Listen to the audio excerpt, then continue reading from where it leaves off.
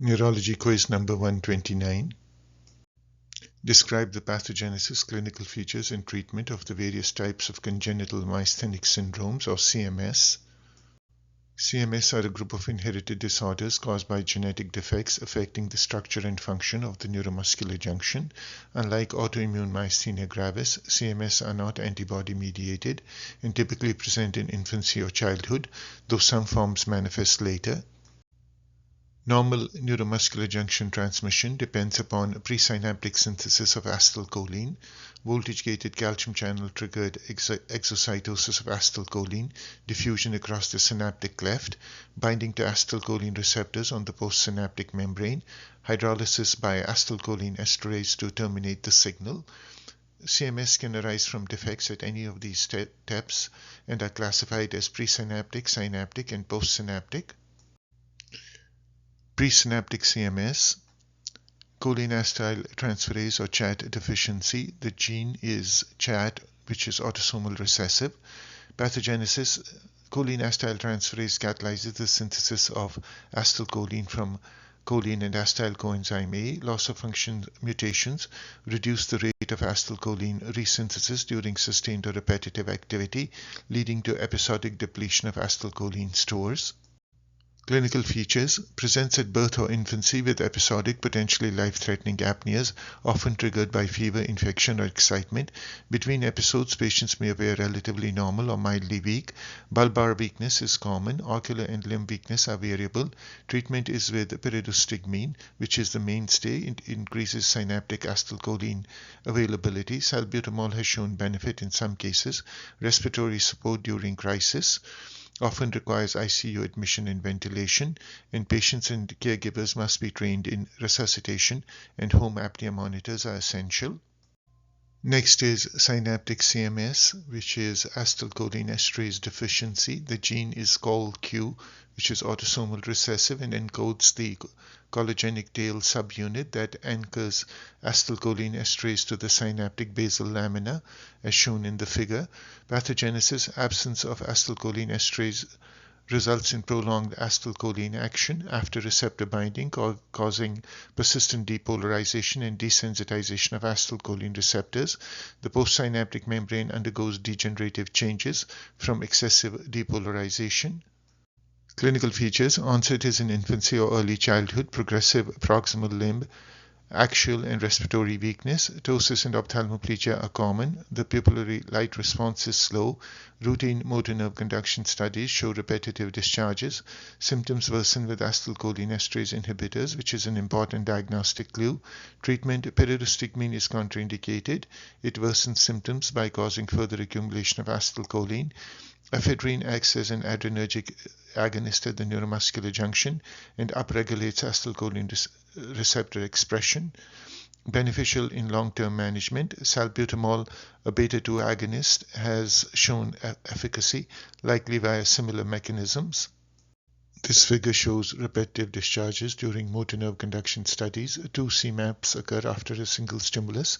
The second is smaller and follows the first with consistent latency. Repetitive discharges occur in acetylcholine esterase deficiency, slow channel syndrome, and organophosphorus poisoning. Postsynaptic CMS, which is the most common, is characterized by acetylcholine receptor deficiency or by acetylcholine receptor kinetic abnormalities or by end plate developmental defects, which are acetylcholine receptor clustering abnormalities. Acetylcholine receptor deficiency. The acetylcholine receptor is composed of 5 subunits arranged symmetrically. There are 2 alpha, 1 beta, 1 delta, and 1 epsilon encoded by genes ChR, N, A1, B1, D, and E respectively. Most commonly, the mutation affects E. Pathogenesis: mutations in the acetylcholine receptor subunit gene reduces the number of functional receptors at the end plate, lowering the amplitude of the end plate potential below the threshold required for muscle action potential generation. Clinical features: variable severity, often presents in infancy. Ptosis, ophthalmoplegia, bulbar weakness, and generalized fatigable weakness occur. Respiratory compromise in severe cases. Treatment is with pyridostigmine, which is an effective first-line agent. 3,4-DAP enhances presynaptic acetylcholine release and is synergistic with pyridostigmine. Salbutamol and ephedrine upregulate acetylcholine receptor expression and are used as adjuncts or primary treatment. Number 2, kinetic abnormalities, slow channel CMS. The genes responsible are AChR, A1, B1, D, and E. Unlike most other CMS, this is autosomal dominant.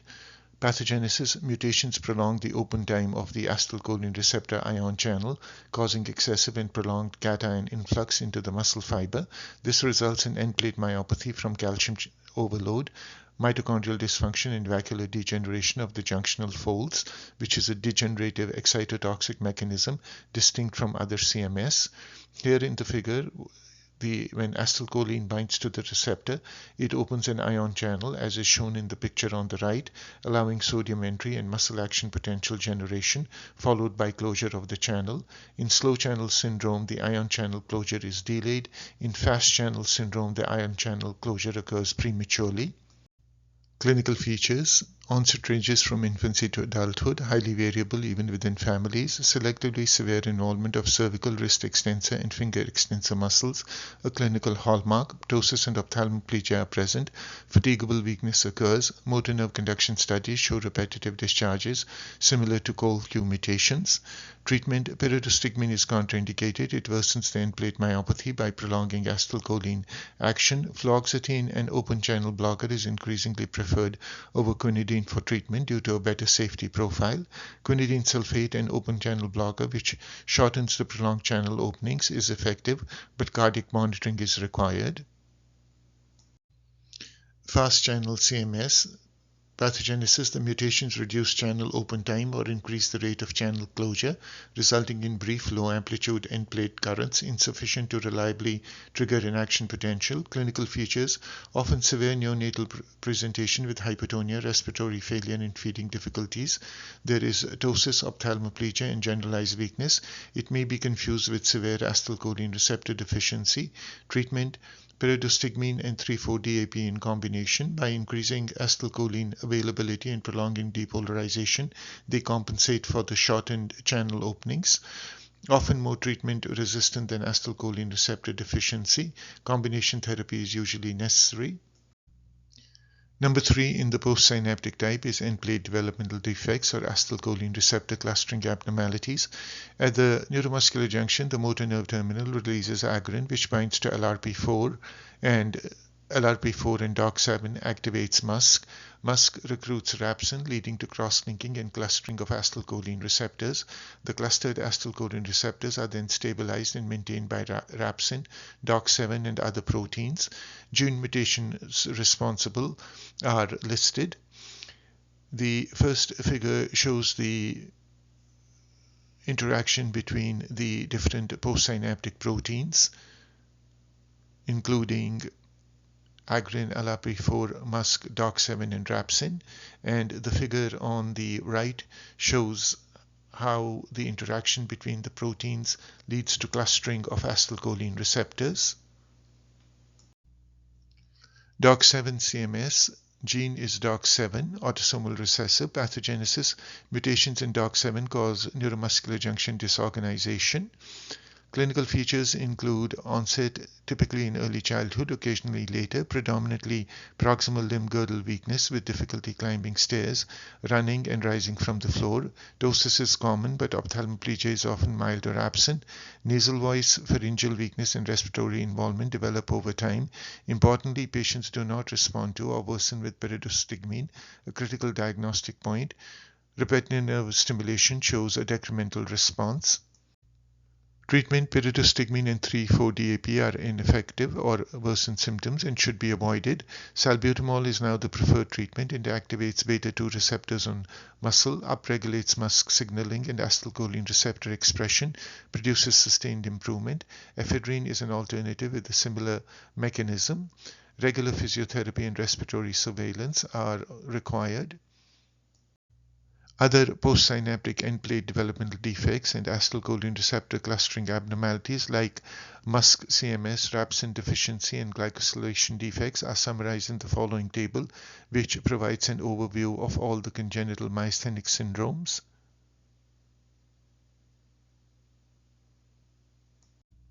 General principles of management. Genetic testing is essential for definitive diagnosis and guides treatment choice. Wrong agent can cause significant harm. Example, pyridostigmine in COL-Q or DOX7 CMS.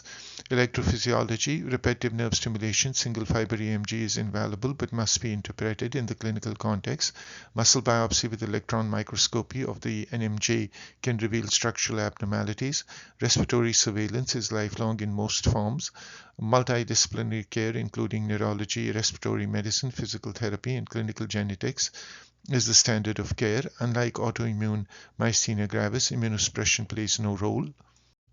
Some pearls suspect CMS in seronegative MG, patients unresponsive to immunotherapy, childhood onset or long fixed history.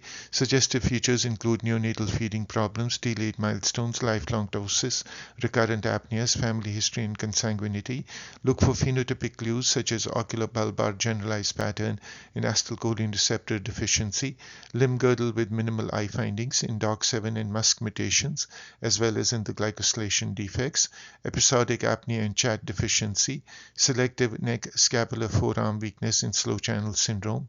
Send genetic testing early. Avoid indiscriminate empiric pyridostigmine escalation if DOX7, COL-Q, or slow channel CMS is plausible because worsening may occur. Acetylcholine receptor deficiency is the most common CMS category.